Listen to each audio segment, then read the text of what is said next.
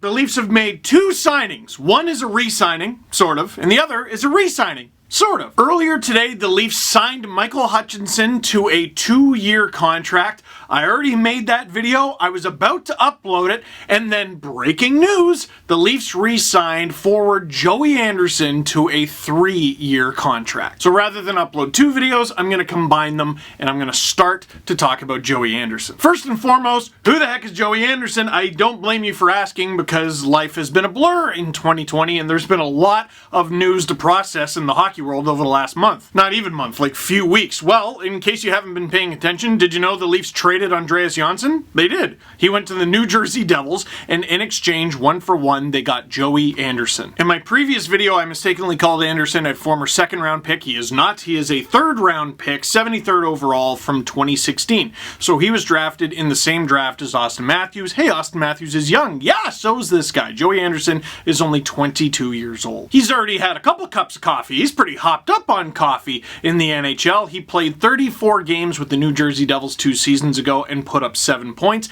and he played 18 games this past season, putting up 6. But for me, I'm going to look at where he played most of his hockey, and that's in the American League, where he played 44 games, 15 goals, 19 assists, 34 points. 34 points in 44 games for a 22-year-old, that's pretty good. It's a good indicator this guy can probably hang in the NHL. Points aren't everything, you might cry, and you're absolutely correct, but Joey Anderson looks like he's going to be a penalty killer at the NHL level, or at least the Leafs would like to develop him as such. And the Leafs get him for 3 years. $750,000 is the cap hit. Fascinating, because I just talked about that on the past podcast, wondering what he was going to get. Because, yeah, COVID has made everything weird. I mean, Jason Spezza is signing for $700,000, and Joe Thornton is signing for $700,000, and if you're Kyle Dubas, you're negotiating with Joey Anderson, you go, all right, we like you, but because we're cap-strapped, I'm going to need you to explain why you deserve more than Jason Spezza and Joe Thornton. Basically, if he were to only sign a 1-year deal, he couldn't possibly expect more than $700,000, but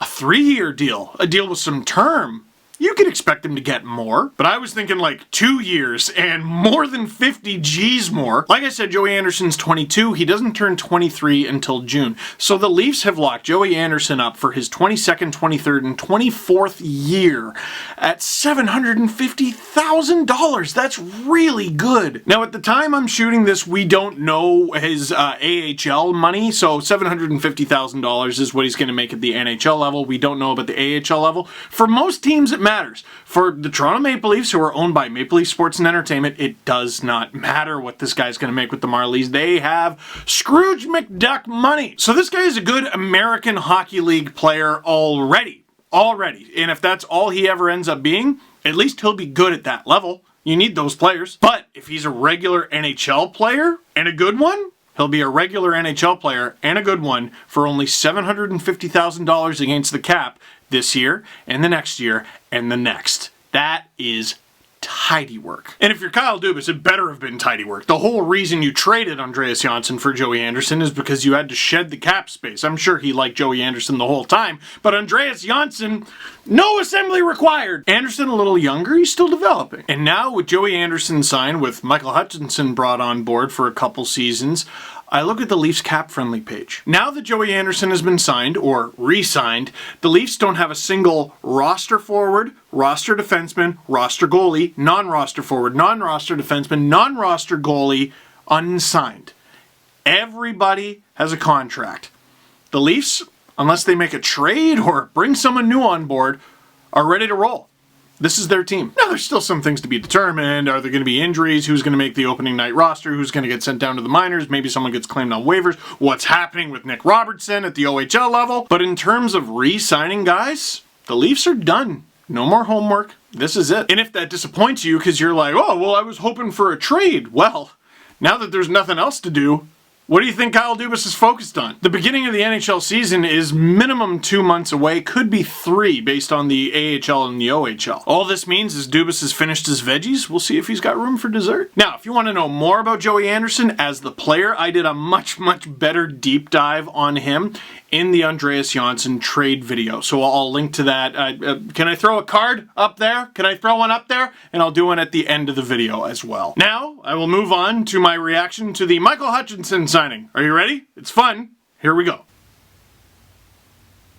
What? Okay, be honest. How many of you read this on your timeline and had to stare through the blue check mark on the Leafs Twitter account? Here it is, just so that you all know it's not Photoshop. We've signed Michael Hutchinson to a 2-year contract. Hashtag Leafs forever. Why is that such a big deal? Why is this even getting its own video? Let's take a look at the press release. The Toronto Maple Leafs announced today that the hockey club has signed goaltender Michael Hutchinson to a 2-year, 2-way contract. The contract carries an NHL average annual value of $725,000. Hutchinson, 30, split the 2019-20 season at the NHL level between the Toronto Maple Leafs and the Colorado Avalanche, had a 5-9-1 record, posting a 3.47 goals against average and an 8.88 save percentage! You can't have stats that bad in the press release! And some people were questioning the Dell signing because he's had a challenging past couple seasons. He had an 886 2 years ago. He was a 907 last year. So the question, the perfectly legitimate question, why on earth would the Leafs do this? There is actually a logical answer. This is from CJ, reporter Chris Johnson, just the best. Remember that Toronto will have to pass number 3 goalie Dell through waivers before assigning him to the AHL Marlies. So this is added insurance. Hutchinson is also now eligible to meet the goalie exposure requirements in the Seattle expansion draft. So the Seattle part I don't think is as important, but let's go through it. Jack Campbell is signed for 2 years, 1.65. Is that the... Yeah, I remember things. Jack Campbell has 2 years left on his deal, $1.65 million against the cap.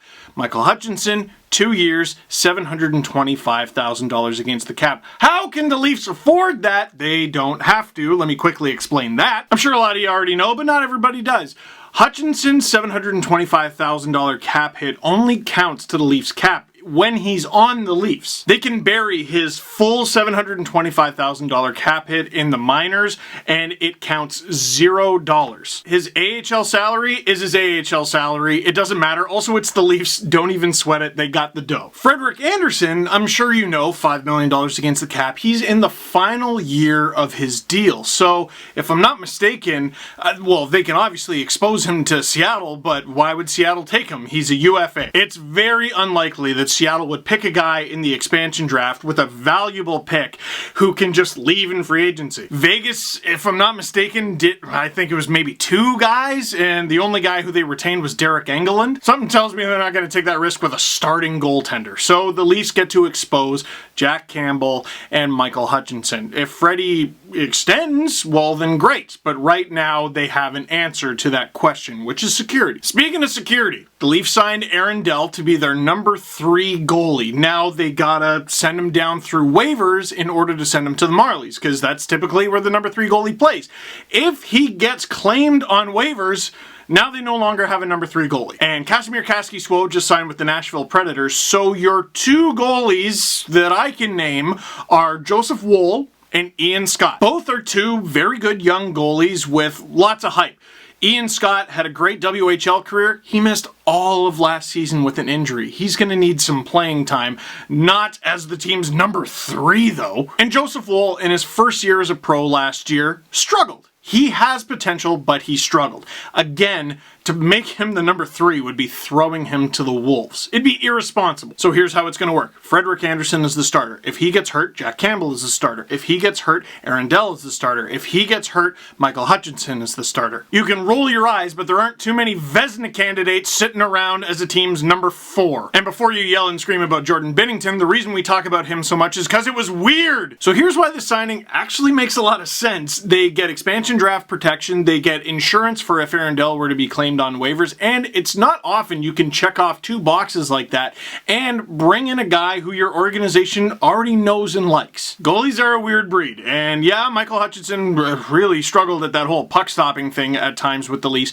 but this team wanted him to win. You could tell the players liked this guy as a guy. Remember the Leafs were trying to get Michael Hutchinson a shutout against the Red Wings, and then there was that big brouhaha between Jake Muzzin and Anthony Mantha. Red Wings get a power play as a result, and they score, and the Leafs still won the game handily, but it ruined the shutout. You remember Travis Dermott's reaction, banging his stick on the bench? He got himself kicked out of the game for that, because he badly wanted a shutout for his goalie, Michael Hutchinson. Michael Hutchinson's departure from the Toronto Maple Leafs this past season was not personal. They needed a better puck stopper. They just did. Freddie was playing way too many games. Jack Campbell comes in and was better.